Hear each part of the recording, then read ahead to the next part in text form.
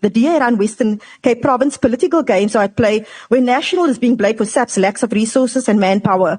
But when concerned communities march or have peaceful pickets against gangsterism, drugs, and in support of Palestine, the presence of police does not reflect what the DA claims. Sadly, we have further witnessed how SAPS is being used by certain elitist groups who support apartheid and the Zionist Israeli entity to brutally attack, victimize, and arrest peaceful picketers.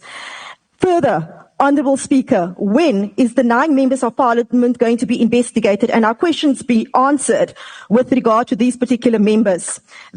Donald Trump has asked the Honourable President as to why Honourable Malema has not been arrested. Al-Jamaa is asking why have the members of Parliament who visit and claim no apartheid in Israel not being arrested and investigated? I thank you. Bring it on as a debate. Honourable members. That concludes member statements. Are there any ministerial responses? Honourable Michalakis. Thank you very much, Madam Speaker. Madam Speaker, just on the last comment, I do believe that if an allegation is made that members of this House have committed a criminal offence, that a substantive motion has to be brought against them, and that a member can't make such allegations against members of this House. Thank you. Thank you, Malatsi. Honourable Reddy, I am still busy with that point of order. I will recognise you later. Honourable Sali, I am still busy with Honourable Michalakis' point. Honourable members, it is indeed so that if you do make any accusations of that kind of nature, which would reflect or imply a criminal activity, that you do bring a substantive motion to the House. So you may do that. Honourable Sali, I'm not going to go into an interaction with you. This is my ruling. And I first had Honourable Reddy. Thank you, Honourable Acting Deputy Speaker. The rules say that at the point where you see the discretion,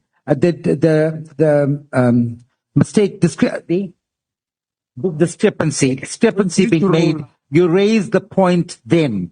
Honourable Michalakis has done this several times where he raises points of order after the event. And if he claims to be an expert in the rules, he should know this. Please make sure that he knows this and stop abusing us and the rules in the House. Thank you. The rules also make provision for the presiding officer's discretion. So I have dealt with the matter. Honourable Michalakis, I have ruled on the matter that a substantive motion is necessary.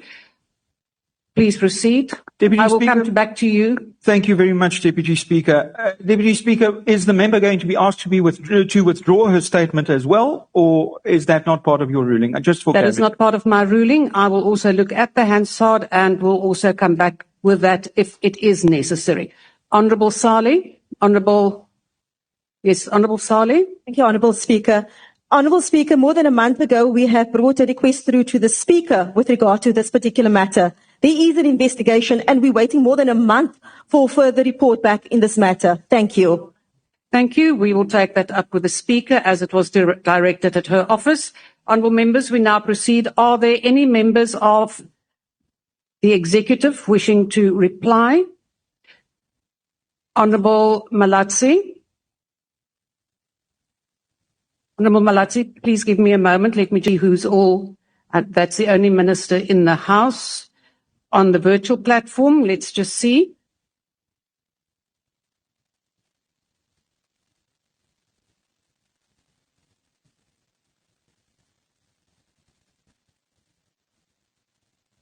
Long-stainers and must reply.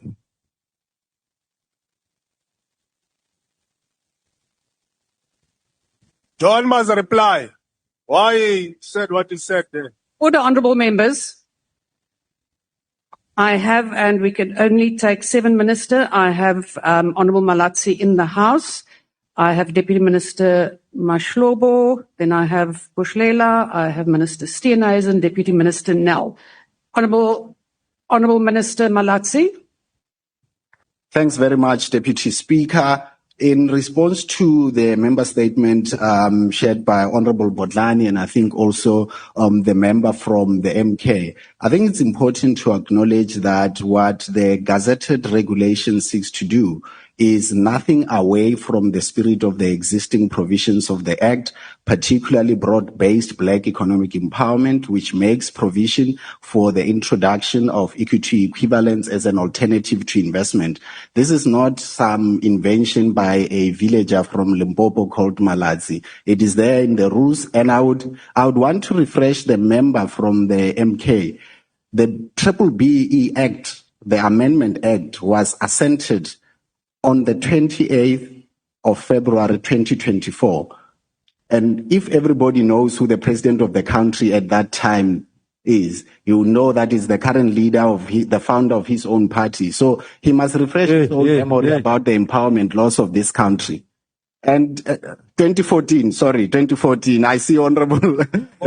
Yes, 2014. And to the EFF, there was a member from the EFF who went on a tirade about some conspiracy of assassination. You don't need an assassination to see that the EFF is finished. The EFF is finished. And that is why. You respond, because you're not the one supposed to respond. And Ask an international Order, members. Inkabi. Order. Enlisting an international Inkabi. An international Inkabi. Honourable Minister, Honourable Minister, please wait. Honourable Minister, please pause. Honourable Member from the EFF. Honourable Member, please proceed with your point of order. What point are you rising on? Honourable Deputy Speaker, the Minister is out of order. He cannot come to this House instead of responding to the statements that the members put forward. Yeah, now he's talking about the finished EFF. Which criteria is he using to determine that EFF is finished? He can't do that. Respond to their member statements. Honourable members, Honourable Speaker, Honourable Member, I have not recognised you. There is a point of order from your member on the floor, so you are now interrupting your member. So I am busy ruling. Honourable Member, you cannot take a point of order whilst I'm busy ruling on another point of order. Please consult the rules, and could the Chief Whip of the EFF also assist with your members, please. Honourable Minister, there was a point that you made certain remarks about a party. Now, Honourable Members, in terms of the rules, and this was also dealt with in the courts, that if it is a reflection on an individual member, you need a substantive motion. If it refers to a party, it is not, in terms of the rules, not allowed. So you may cast any comments on a party. That is obviously the Minister's opinion, and I would suggest that the Honourable Member take it up with the Minister. Yes, Honourable Member, I will now allow you. What point are you rising on? Thank you, Honourable Speaker. I want to rise on a point of order, Honourable Speaker, because the Honourable Minister was not in Washington when John Steenhuisen was making these comments. Yes. He was not invited. And John Steenhuisen was speaking there not as a political leader of the TA, but as a minister of government. Honourable Member, was not speaking as I am addressing you. of the TA. Honourable Member, that is not relevant. That is not a point of order. That is a matter for debate. We will now proceed. Honourable Minister Malatsi, you have a minute left. Thanks very much, Deputy Speaker. In the interest of progress, we would leave the status of the finished parties to their members to ventilate. But the important thing here is that we are dealing with make sure that the existing regulations in the telecommunications sector are standardized and speak to the spirit of the empowerment rules of this country. And those are covered in the BBBE Act of this country. What we are doing is to make sure that there is consistency across the board. The same rules apply to every player in the market. There is no conspiracy of an exemption for one particular company here. It is about an effort to seek that the rules consistently speak to the spirit of the Act around empowerment and the transformation goals of this country, which are non-negotiable, and there's no deviation from that.